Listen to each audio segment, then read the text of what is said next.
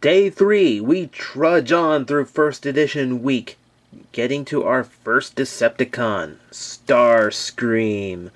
As mentioned before, this is my favorite deluxe because he pulls a lot of really cool tricks, but to see those we have to get through the vehicle mode first. And this is the only mode I really draw some issues with. While it does look very cool, it is a very sleek, very skinny, rather svelte little jet. He does have quite a bit of issues to him. Now, the gray I like. All the different varying shades is a little bit of a throw-off, I will admit. But, I don't know, he looks pretty convincing. I mean, it does look like a pretty ferocious jet from the top. Once we go to the sides, yeah. Unfortunately, since this is such a small jet, he does have a lot of underbelly kibble. It's unfortunate. For a long time we got away from this, but on Starscream's very scrawny design, I don't think there was any way of avoiding it this time. You can see here, this is where the landing gear is, and the landing gear has been reduced to a few nubs hanging down just so his belly doesn't drag on your desk. Oh, well. Not that you roll a jet on your desk anyway. I never saw the point of the little tiny wheels anyway.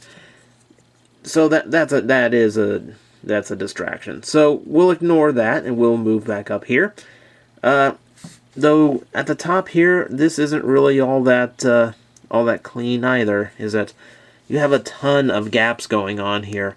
Most notably, a lot of them in the rear section.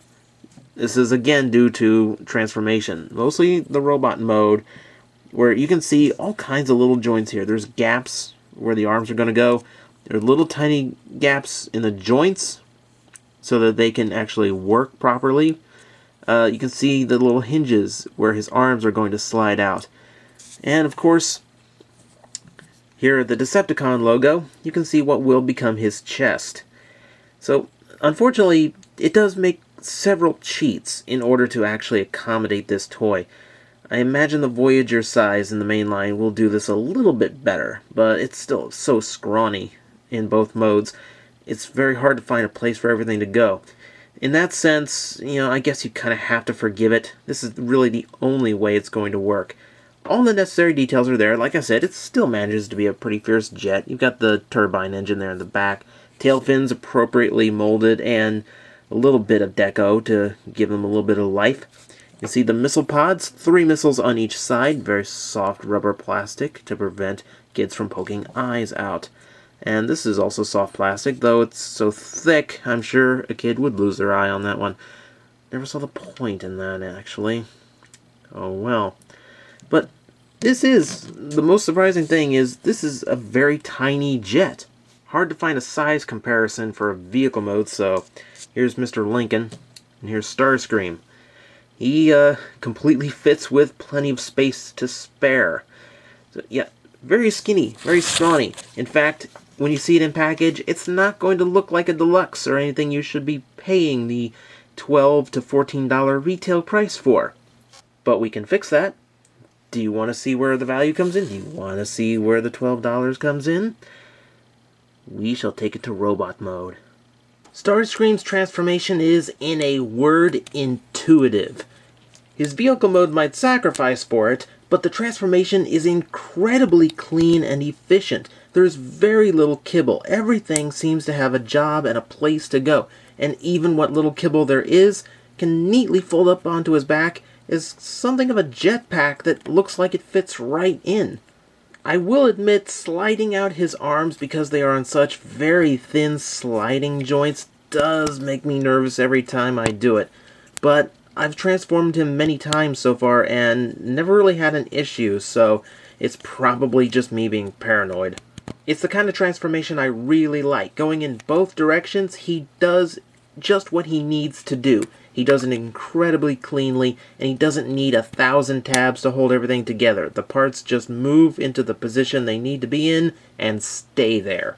In robot mode, Starscream is a tall beast of a robot.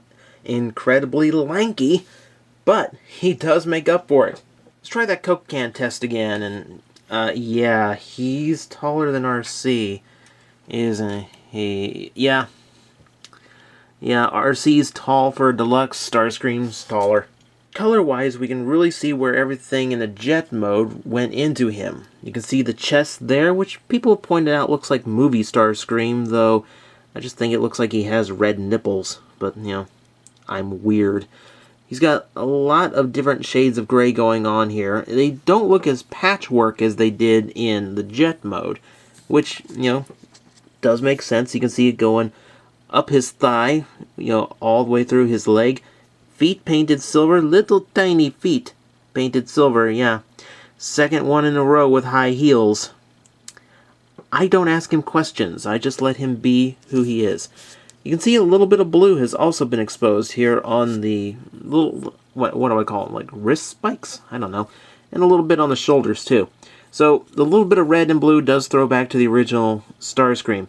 You can also see no light piping going on in here. Now, while we've had two good light pipes in a row, I really prefer painted eyes because they never look dead no matter how little light is around them. They will always look vibrant red, and that's what I like. Speaking of vibrant, this is such a characterful head sculpt. That little smirk, that sneer, that look that you know he is up to something. Something is churning in his mind. That is definitive Starscream, and it is a brilliant little touch on this toy. You can see, you can also add to it, he does have just enough articulation to get little subtle head tilts, little motions, little things. Oh yeah, he is up to bad news. Also, really digging the chest paint apps on him too. A lot of going into the detailing here. Like I said, all those sacrifices in jet mode, this is where they show. You also see a lot of detail has gone into little touches, like those blades on his legs, for instance. The instructions don't even tell you about the ones on the back of his legs, which is kind of weird. And of course, the four-pronged feet. These do give you some trouble in posing, though there is enough room on them, enough flexibility in the heel and the toe to get some good poses out of him. I will say that mine unfortunately misassembled, so he actually only has 1 foot and 3 heels. Though, honestly, aside from some slight balance issues, he can still pose just fine. And when I say just fine, I mean outstandingly. I already showed you that articulation on the head, fully ball jointed, tons of room. If you want him flight in robot mode, his head can go almost completely upward. Tons of motion in there. Shoulders, same story, full ball joint. Again, just like Arcee, the wings do kind of get in the way, but you can avoid that. You can also raise it up on that transformation joint if you want a different angle on the shoulder. Yep, swivel below the shoulder, full 90-degree elbow. You can also pivot thanks to that little joint here on the side, just in case you have any poses. He can bow. Also, thanks to the transformation, his wrist also folds inward, though it can go all the way flush to his arm if you so choose. Don't know why you would, but you can do it, so I'm going to point it out. The waist still works here from transformation. Ball joints, lots of range of motion on those. They also do have a rotation joint in there, though it's a little bit stiff, a little bit restricted. 90-degree knee.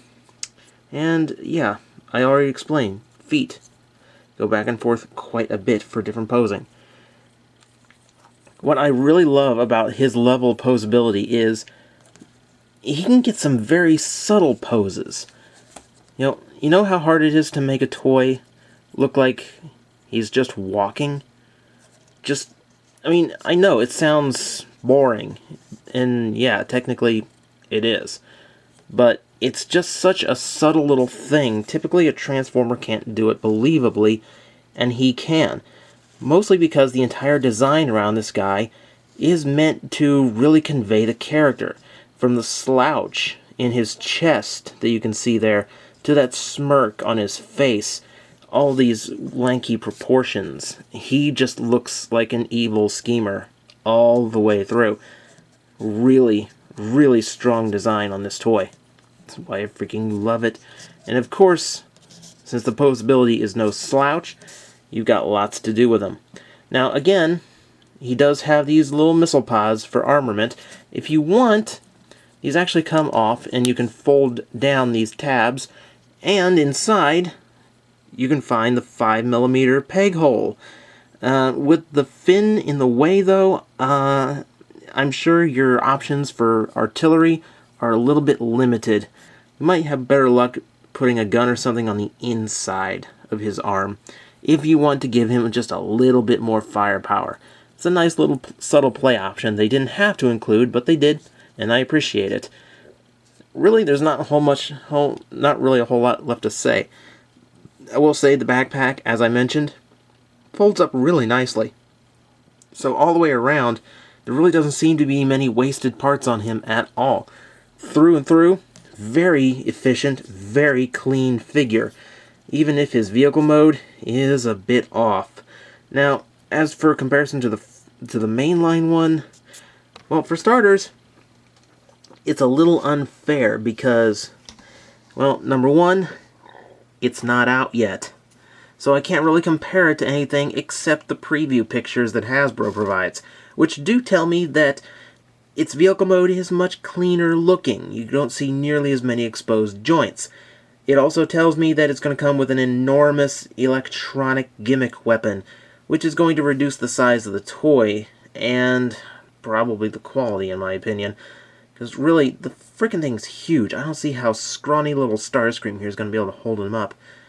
But that being said, since it's a Voyager size, Power Riser, God, I hate these new names, that means there is no equivalent in the main line for this particular toy, which means of the 3 that actually saw release in US, this first edition is going to be the most expensive to grab hold of. Now, it is an incredible figure. I will say that. I mean, I absolutely love this toy. And just from how characterful it is, from how intuitive its design is, everything about him just screams high-quality toy. However, it might not be worth the price to you. You'll probably pay less trying to get the Power Riser that's coming out. From here on out, we are leaving the US. That covers all 3 toys released to Toys R Us's in America, and we are going north of the border to Canada. And tomorrow, we start the Canadian journey big.